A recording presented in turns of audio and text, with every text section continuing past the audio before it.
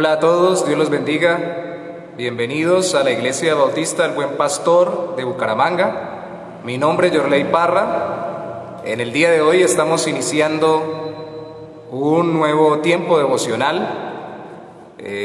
Quienes han estado en los devocionales anteriores se han dado cuenta que todos los días a las 3 de la tarde en vivo transmitimos una porción de la Biblia y que hemos tomado cartas del Nuevo Testamento.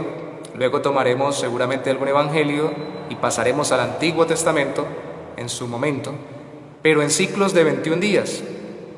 ¿Para qué? Para que al final de los 21 días, quien haya seguido la secuencia, tenga ya la costumbre de estudiar la palabra de Dios de forma ordenada en su contexto. Mientras las cartas sean cortas, iremos de unos cuantos versículos. Cuando las cartas o ya los libros sean más amplios o más grandes, entonces tocaremos en cada capítulo 1 o 2 versículos con el tema principal y no podremos leer, por el corto tiempo, no podremos leer todos los versículos. Hoy empezamos una nueva carta, la carta de Santiago. Santiago, capítulo 1, versículo 1 al 4. Santiago 1, 1 al 4. Dice así la palabra de Dios: Santiago, siervo de Dios y del Señor Jesucristo, a las 12 tribus que están en la dispersión, salud. Hermanos míos, tened por sumo gozo cuando os halléis en diversas pruebas, sabiendo que la prueba de vuestra fe produce paciencia. Mas tenga la paciencia su obra completa para que seáis perfectos y cabales, sin que os falte cosa alguna. La prueba de vuestra fe, o la prueba de lo que creemos o de en quién confiamos. Una de las palabras que va a ser clave para nosotros en esta carta va a ser la prueba, y la vamos a ver más profundamente en los días que siguen. Hoy debemos ver dos cosas. Primero, ¿qué debe pasar en nuestro corazón cuando estemos bajo prueba? Si nos debemos sentir tristes o más bien gozosos. Y segundo, ¿para qué es esa prueba? De forma muy sencilla.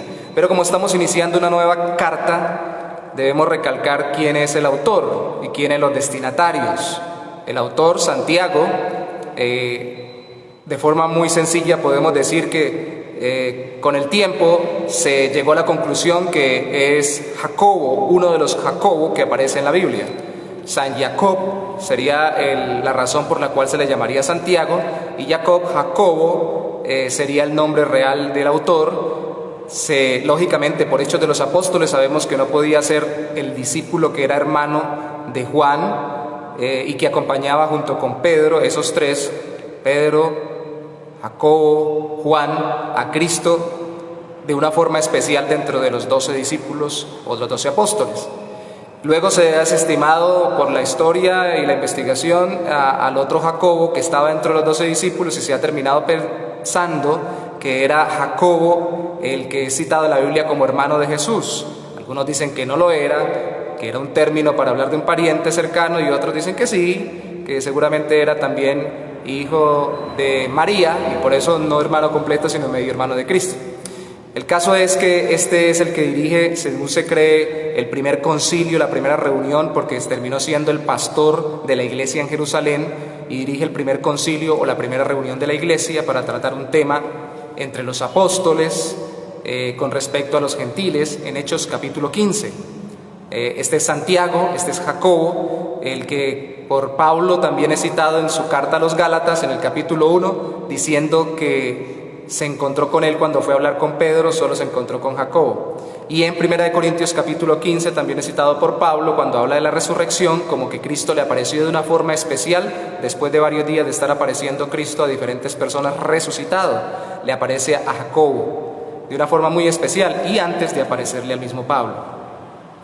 Este es el autor que se le terminó denominando como justo, porque al parecer tenía muy buena reputación ante los judíos y lógicamente era el ideal para poder estar liderando la iglesia dentro de Jerusalén. Y al mismo tiempo nos habla un poco de cómo es el corte de esta carta, que es de corte pastoral, y al mismo tiempo de un corte muy parecido al Sermón del Monte, donde lo que trata es de mostrar de forma pastoral cómo es la vida práctica de los creyentes en Cristo, y que lógicamente les sirve también de referencia a los judíos que quisieran convertirse al cristianismo, para que entendieran cuál era la conexión entre el Antiguo y el Nuevo Testamento y su norma ética moral muy alta, de tal forma de que la fe también tuviera un sentido práctico. Eso sobre el autor. Los destinatarios, dicen las 12 tribus que están en la dispersión, salud.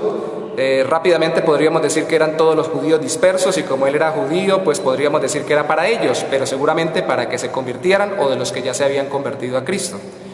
Y otros dicen que simplemente es un término espiritual o simbólico para hablar de la iglesia como la Israel espiritual dispersa por todo lugar. El caso es que es una carta universal para creyentes en todo sitio, y lo primero que empieza alentándonos es en medio de las pruebas, a ellos y por medio de ellos a nosotros, diciéndonos que debemos primero sentir mucho gozo o sumo gozo cuando tengamos diversas pruebas. Son muchas, porque la prueba es prueba de nuestra fe.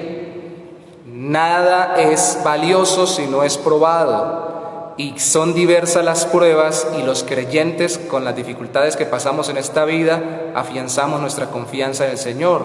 Por eso debemos alegrarnos cuando tenemos pruebas, no por la prueba en sí, sino porque vamos a tener la oportunidad de desarrollar más confianza y fe en Cristo de forma práctica en nuestra vida. Hemos confiado en Él para la vida eterna, pero como lo he dicho en alguna otra oportunidad, la vida eterna se manifiesta plenamente después de la vida terrenal, pero ya comienza en la vida terrenal de forma espiritual a través de la obra del Espíritu de Dios en nuestro corazón, y así que transforma nuestra vida aquí y ahora. Primero, debe darnos mucha alegría. Segundo, dice, produce paciencia. La prueba de vuestra fe produce paciencia, mas tenga la paciencia su obra completa, para que seáis perfectos y cabales sin que os falte cosa alguna.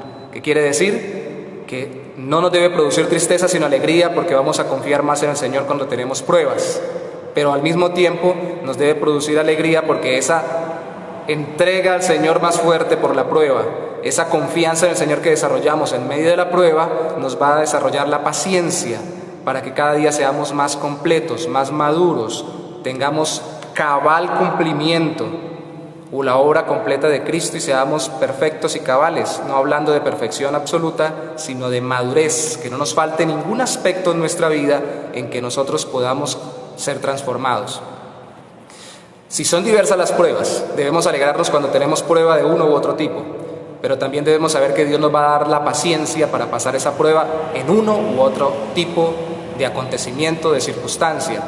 Sea lo económico, confiaremos más en el Señor, alegrémonos por la prueba económica, porque nos permitirá ser maduros en esa área. Sea en la salud, nos alegraremos porque maduraremos más en esa área, confiando en Cristo. Sea en las relaciones con las personas, nos alegraremos porque maduraremos más en esa área, confiando en Cristo. Sea en la área ministerial, sea en cualquier otra área de nuestra vida, en el área matrimonial, familiar, nos alegraremos porque confiaremos cada vez más en Cristo en esa área, y cada vez más áreas de nuestra vida estarán teniendo su cabal perfección o su perfeccionamiento y madurez.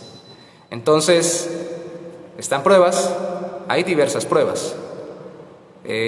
Gócese, y al mismo tiempo, si ha confiado en Cristo como su Señor y Salvador y se ha arrepentido de sus pecados, entienda que es para que desarrolle la paciencia, confiando en que Dios le va a dar la salida, y al mismo tiempo perfeccione su carácter en esa área, confiando más en Cristo.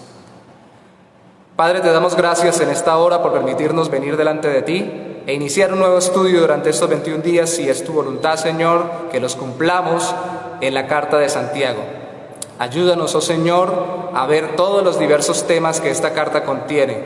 Sabemos, oh Santo Señor, que en la historia desde que Cristo vino hasta el día de hoy, se demoraron en ciertas cartas tenerlas como por inspiradas de parte tuya y del Nuevo Testamento, especialmente la de Santiago, por el hecho, Santo Señor, de que tenía aspectos muy prácticos, oh mi Rey, que parecían ir en contra de la fe. Pero aquí vemos desde el inicio, Señor, cuando lo tomamos de forma clara, conforme el resto de la Biblia y la fe cristiana, que lo único que está queriendo el autor y tu Espíritu Santo a través del autor es que esos creyentes y que nosotros hoy en día le pongamos práctica a nuestra fe y que sepamos que la fe que nos lleva al cielo es la misma que nos hace vivir mejor en la tierra. La fe que nos da vida eterna después de la muerte es la misma que se manifiesta ahora con vida abundante en todas las áreas de nuestra vida en esta tierra. Gracias te damos en el mismo nombre de Jesús, mi Señor. La gloria sea para tu nombre, mi Rey. Amén y amén. Sabe, puede dejar sus peticiones. Estaremos orando por ellas y le seguimos invitando a que se siga congregando en la iglesia de sana doctrina y lógicamente que lleve a la práctica lo que hoy aprendimos. Gócese en la prueba y lógicamente desarrolle la paciencia porque el Señor nos está perfeccionando conforme a su voluntad. Dios los bendiga.